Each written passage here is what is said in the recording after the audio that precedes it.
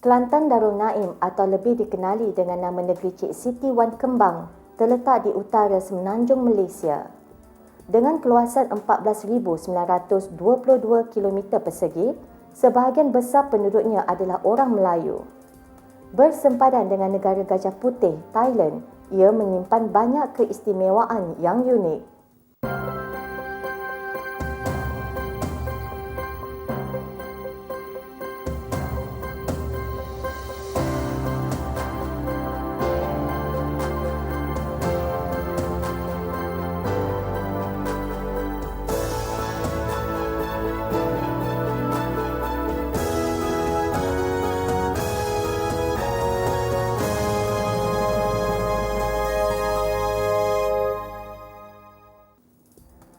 Kesultanan Melayu Kelantan terkenal dengan kebijaksanaan menerajui tahta kerajaan dan mengekalkan kemakmuran. Empayar Cina pernah menjadi rakan dagang terbesarnya. Menurut sejarawan Cina Shen Yao dari dinasti Tang 618 hingga 907 Masihi, mengenali Kelantan dengan nama Holotan atau Kolotan. Pengarang Research on Ptolemy's Geography of Eastern Asia menyatakan, Kelantan adalah gabungan perkataan kolam yang bermaksud tanah dengan autam yang bermaksud sempadan. Gabungan perkataan ini menjadi Kolantam yang akhirnya menjadi Kelantan. Pertama sekali, negeri Kelantan ini salah satu negeri yang tertua di Semenanjung Tanah Melayu. Mengikut kajian ahli arkeologi, hasil daripada penggalian mereka di Ulu Kelantan, di Gua Cha terutamanya, terbuktilah bahawa bumi Kelantan ini pernah didiami oleh manusia sejak dari beribu-ribu tahun dahulu. Jadi telah didiami, dan perkembangan itu beberapa abad kemudian maka tentulah timbul perkampungan dan terdapatlah negeri-negeri kota ataupun port city dalam bahasa Inggeris, negeri kota yang namanya sebagaimana yang disebut oleh Ptolemy, iaitu Kolipolis, Tara dan beberapa buah lagi nama kota, akhirnya tumbuh menjadi negeri. Selain daripada itu, sejarah awal Kelantan ini kita dapati kebanyakan daripada sejarah luar, sejarah Cina terutamanya. Tersebut dalam sejarah Cina di abad yang ke-3 begitu, telah terdapat sebuah negeri bernama Tantan. Ada ahli sejarah mengatakan Ketantan ini ialah Kelantan. Kemudian Holotan, Kolotan. Mengikut seorang pengembara Cina bernama Chow Jukua, pada tahun 1225 Masihi, dikatakan Kelantan merupakan sebahagian pada kerajaan Sriwijaya yang berpusat di Sumatera Selatan.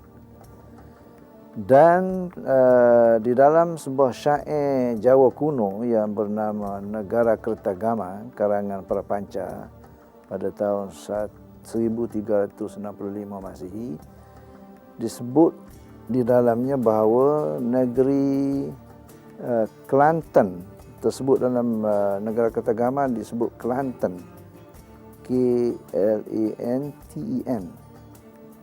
Tadi Cilantan, sekarang Kelantan adalah sebahagian pada kerajaan Majapahit yang berpusat di Jawa Timur. Kelantan seperti juga dengan negeri Kedah, Perlis dan Terengganu pernah menjadi negeri jajahan Siam. Pada kurun ke-18, putera Raja Kelantan Long Yunus berjaya menguasai tahta kerajaan dan membentuk Kesultanan Melayu Kelantan yang kekal hingga kini. Tahun 1777, Raja Long Yunus memindahkan ibu kotanya dari kota Kubang Labu ke kota Galuh. Setelah kemangkatan Long Yunus, Kelantan diserang Terengganu pada tahun 1795 dan tahun 1800. Dengan bantuan Patani, Terengganu berjaya menewaskan Kelantan.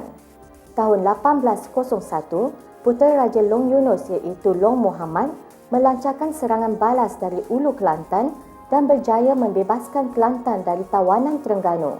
Long Muhammad mengisytiharkan dirinya Sultan Muhammad selepas peperangan ini tamat. Kelantan menjalinkan hubungan diplomatik dengan Siam bagi mengelakkan serangan luar dan menjaga kemerdekaan. Kelantan menghantar bunga emas ke Siam pada tahun 1812 sebagai tanda persahabatan, manakala Siam membalas dengan memberi hadiah yang berharga. Penghantaran bunga emas ini dibuat setiap 3 tahun sekali. Hasil hubungan ini, Terengganu tidak lagi menunjukkan permusuhan terhadap Kelantan.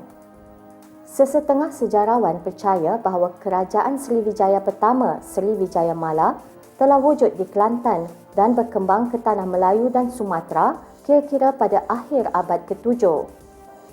Seri Maharaja Jayanagar telah membangunkan sebuah ibu kota di Palembang, Sriwijaya kedua. Kelantan diserahkan kepada puteranya Seri Maharaja Diraja. Kemudian kedua-dua kerajaan ini disatukan oleh Sanjaya Jayashinha, cucu Jayanagar, dalam satu empayar yang disebut Sanfouce oleh orang-orang Cina. Tanah Seri Indah sekebun bunga, iaitu pada abad ke-8 Masihi. Kelantan dikunjungi para pedagang dari dalam dan luar negeri, antaranya dari Kepulauan Melayu, Siam, Kemboja, Champa, China, India, Parsi dan Arab. Jumpaan Wang Dina di kawasan kota Kubang Labu menjadi bukti kukuh menunjukkan Kelantan sebuah negeri yang berkuasa dan menjadi pusat perdagangan terulung pada waktu itu. Pada dina itu tertera perkataan dan angka Arab Al-Julus Kelantan 577 dan di sebelahnya Al-Mutawakkil bertarikh 577 tahun Hijriah yang bersamaan dengan tahun 1181 Masihi. Anchor&Sea pernah mencatatkan Kelantan terletak di laluan perdagangan antara timur dengan barat. Kuala Sungai Kelantan menjadi tempat persinggahan terkenal di kalangan peniaga sebelum ke Teluk Siam, Kemboja dan China. Pada abad ke-14, Ibnu Battuta, seorang pengembara Arab, singgah di suatu tempat yang bernama Kilu Krai, Kuala Krai di Ulu Kelantan sekarang, dan bertemu dengan seorang raja perempuan yang bernama Urduja. Penulis Cina Chao Juokua menyebut negeri Cilantan pada tahun 1225 di bawah takluk kerajaan Sriwijaya. Syair Jawa kuno Nagara Kertagama karangan Prapanca pada tahun 1365 menyatakan Kelantan adalah sebahagian daripada Empayar Majapahit yang berpusat di Jawa Timur. Dan pada suatu ketika sekitar kurun yang ke-6 iaitu 500 Masehi sudah wujud satu kerajaan yang dinamakan Sriwijaya Mala. Ahli sejarah Sapti Moens dari Belanda memberikan pendapat bahawa Sriwijaya Mala ataupun kerajaan Sriwijaya ini yang kita ketahui kemudiannya tersebar meluas seluruh Nusantara bermula di Kelantan. Bahkan setengah ahli sejarah mengatakan kerajaan Sriwijaya ini bertempat ataupun berkotanya di Kuala Krai. Dan kalau kita tinjau tak kala Ibnu Battuta, seorang pengembara dari Asia Barat, dari tanah Arab yang mengembara dari India ke Tiongkok ke negara China, telah singgah di Kilu Krai.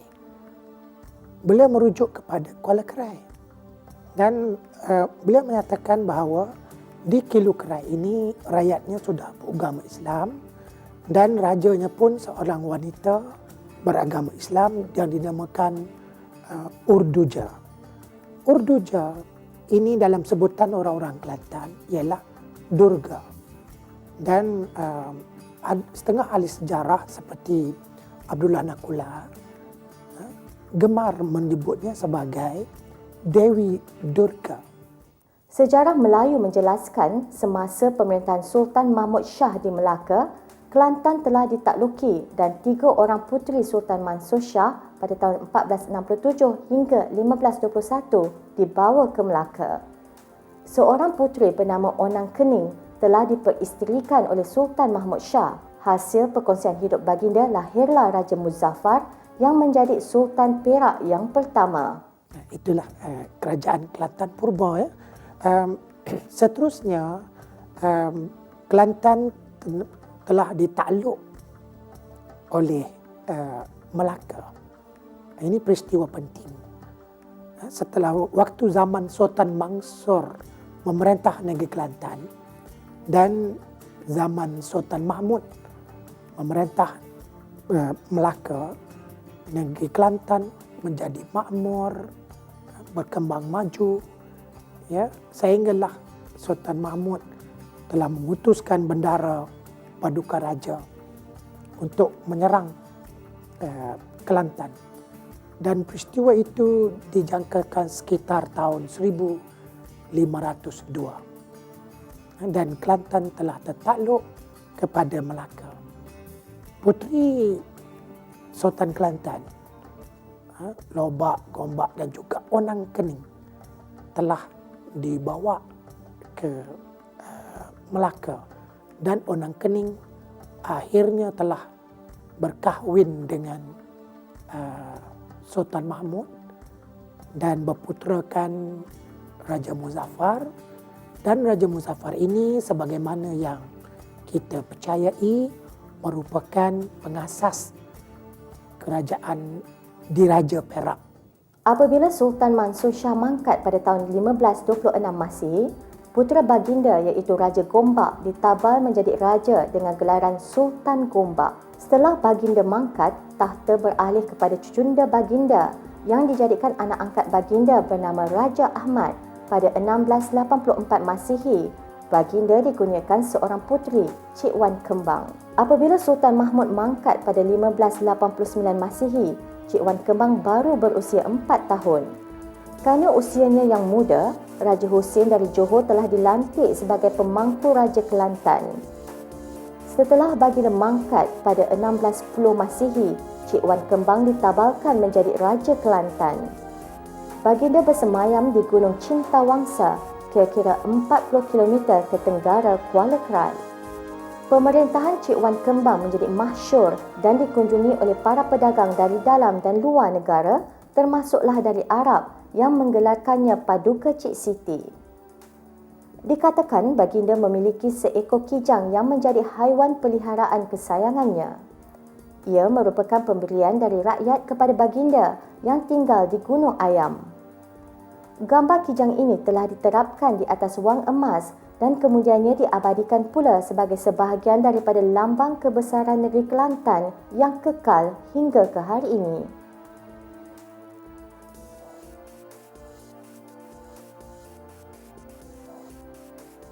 Cik Siti Wan Kembang seorang raja sakral, raja yang dianggap sakti dan keramat.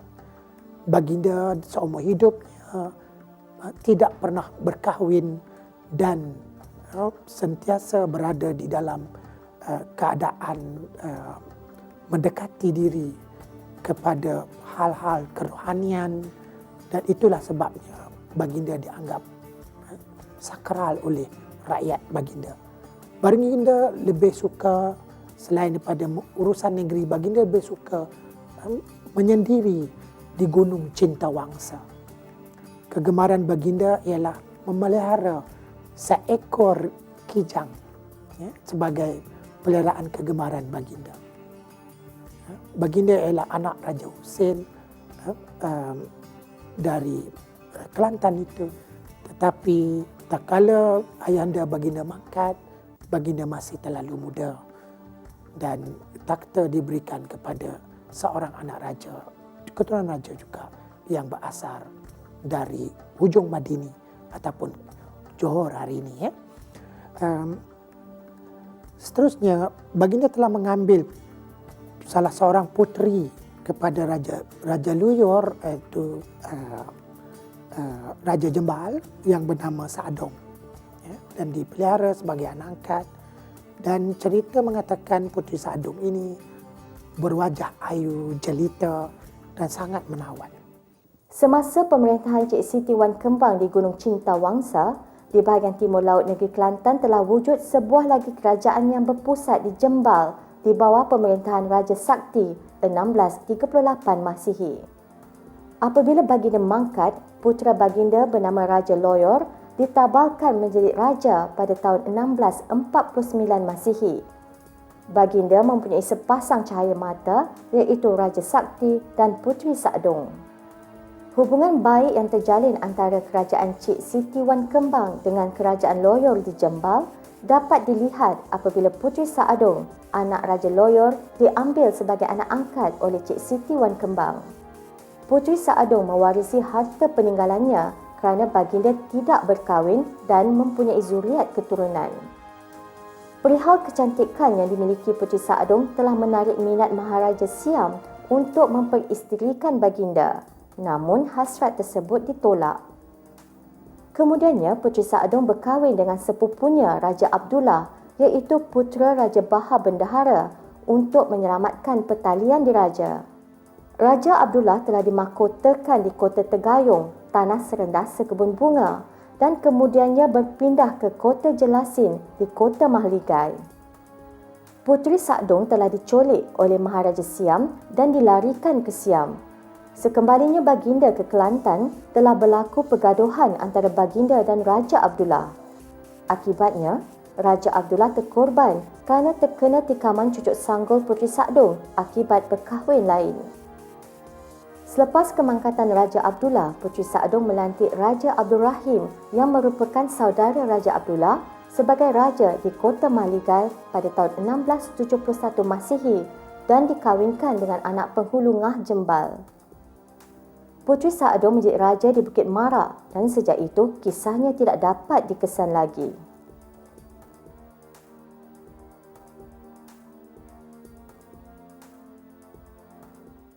Raja Ligor telah mengarahkan panglimanya, memerintahkan panglimanya untuk mengambil Puteri Sakdong untuk dijadikan isteri. Walaupun ditolak, tetapi pihak Raja Ligor tidak berputus asa dan diperintah panglimanya lagi untuk mengambil walaupun dengan jalan kekerasan. Untuk mengelak sebarang kejadian buruk yang mungkin berlaku, Cik Siti Wan Kembang telah mengahwinkan Puteri Sakdong ini dengan sepupu puteri tersebut iaitu Raja Abdullah, anak kepada Raja Kahar. Apabila berkahwin, mereka beranggapan masalah Puteri Sakdong dapat diselesaikan dengan pihak Raja Siam. Tetapi terlahan dan jangkaan itu meleset. Sebaliknya, Raja Siam telah memerintahkan supaya Kota Jelasin, Kota Mahligai, tempat bersemayamnya kedua raja dan permaisuri ini diserang. Dalam serangan tersebut, oleh kerana bilangan tentera Siam yang lebih ramai jumlahnya, maka keadaan telah memihak kepada Siam. Dan akhirnya Puteri Sakdong telah secara sukarela menyerahkan dirinya kepada Panglima Siam untuk dibawa menghadap Raja Siam. Raja Rahim pula mangkat ditikam oleh rakyatnya di tepi Tasik Lelayang Mandi kerana memerintah dengan zalim. Dengan itu, terputuslah sejarah Kerajaan Mahligai. Kerajaan Jembal pula wujud kembali di bawah pemerintahan Raja Omar yang bergelar Sultan Omar pada tahun 1675 Masihi. Sultan Omar adalah adinda kepada Raja Loyor yang sebelum itu memakai gelaran Temenggung. Apabila Sultan Omar mangkat pada 1721 Masihi, Long Sulaiman dilantik menjadi raja atas kehendak putera sulung baginda iaitu Raja Kecil Sulong. Long Bahar yang adalah putera Raja Patani yang bergelar Datuk Pengkalan Tua berhijrah bersama ayahandanya ke Kelantan. Setelah berkahwin dengan Raja Pah, puteri Sultan Omar, baginda dilantik menjadi raja yang memerintah di Sening dekat Jembal. Apabila Long Bahar mangkat pada 1733 Masihi, maka putera baginda Long Sulaiman ditabalkan menjadi raja dan terus bersemayam di Kota Kubang Labu. Long Sulaiman mempunyai seorang putera bernama Long Yunus dan dua orang puteri iaitu Tuan Dewi dan Tuan Kembang yang berkahwin dengan Long Deraman, putera Tuan Senik Geting yang memerintah di Legih. Pada 1576 Masihi, telah berlaku serangan untuk merebut takhta yang akhirnya telah membawa kepada kemangkatan Long Sulaiman. Berikutnya, Long Pendak, sepupu baginda, dilantik menjadi Raja Kubang Labu dan adiknya pula Long Muhammad dilantik menjadi Raja Muda.